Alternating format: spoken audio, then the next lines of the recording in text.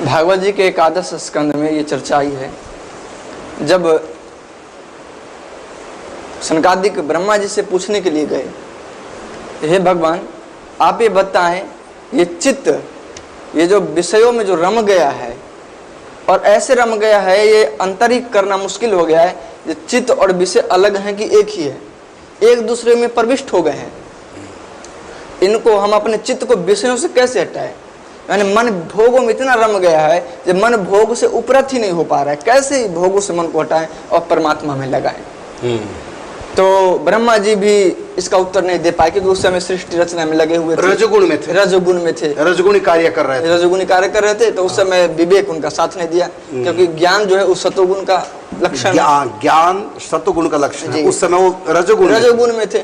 तो रजोगुण में व्यक्ति व्याकुचित्र होता है, दुखी हो जाता है, कर्म में प्रवृत्त होता है, लोभ मोह में। तो प्रश्न किया कि चित्त और विषय दोनों अलग अलग कैसे हो? जी, तो इसका उन्होंने उत्तर नहीं दिया, लेकिन है तो ठाकुर जी के ही। फिर भगवान को याद, उस समय ठाकुर जी को याद किया, तो उस समय ठाकुर जी हंस के रूप में अवतार लिए, श्री कृष्ण हंस के रूप में प्रकट जी। और फिर उन्होंने प्रश्न किया सनकादिकों ने, आप बताइए आप कौन है? तो उसी समय इस उत्तर देने का जो ढंग है दूसरा, फटकारते हुए हंस भगवान ने कहा, आप ये कैसे पूछ रहे हैं मैं कौन हूँ? किस दृष्टि से आप पूछ रहे हैं? यदि आप भौतिक दृष्टि से, तत्व ज्ञान दिया इस ढंग से, जी, यदि आप भौतिक दृष्टि से पूछ रहे हैं तो आपका भी शरीर पांच भौतिक है और मेरा भी, यदि भी उनका दिव्य है, लेकिन उन्हीं की भाषा में बोल रहे जी, कि शरीर की दृष्टि से हम भी मिट्टी के, तुम भी मिट्टी के, तो अंतर आत्मा की दृष्टि से जैसी आत्मा मेरी वैसी तुम्हारी, तुम भी चेतन हो मैं भी चेतन, फिर हम तुम तो बराबर। ये फिर परिचय का, जो तुम्हारा परिचय वही मेरा परिचय जी। यदि शरीर का परिचय पूछ रहे हो तो मेरा तुम्हारा बराबर, यदि आत्मा का परिचय पूछ रहे हो वो भी मेरी तुम्हारी बराबर, तो भेद कहाँ है जी? मुझ में तुझ में। ये एक तरह से तत्व ज्ञान दिया था, ब्रह्म ज्ञान दिया। और इसको और क्लियर कहा, उनको और स्पष्ट कहा, तुम जिसको चित्त और विषय को ये क्यों मान रहे हो, ये मैं हूँ और इसे हटाना बहुत जरूरी है। अरे ना तुम तो चित्त हो ना ही विषय हो, ना तुम चित्त हो ना तुम विषय हो, तुम तो आत्मा हो और मेरा ही रूप हो जी। जैसे एक उदाहरण दे, साधारण भाषा में ये सब समझ जाए, जैसे मान लीजिए हम है आत्मा, हम शरीर ही मान लीजिए आत्मा है, और एक कुत्ता है और कुत्ता एक बिष्ठा खा रहा है, तो हम यदि परेशान, अरे ये कुत्ता बिष्ठा खा रहा है, अरे ये कुत्ता बिष्ठा खा रहा है, अब इसी बात में आप लगे रहो तो ये बड़ी बड़ी मूर्खता है।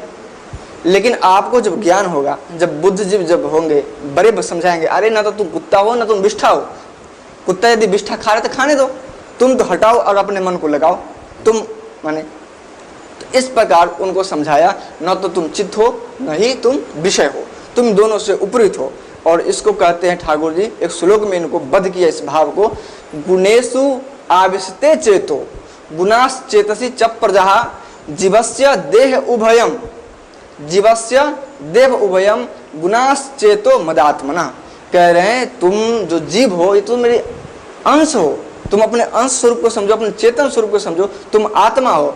ये चित्त है और ये विषय, ये दोनों इसके उभय हैं, देह हैं, यानी इसके उपाधि हैं।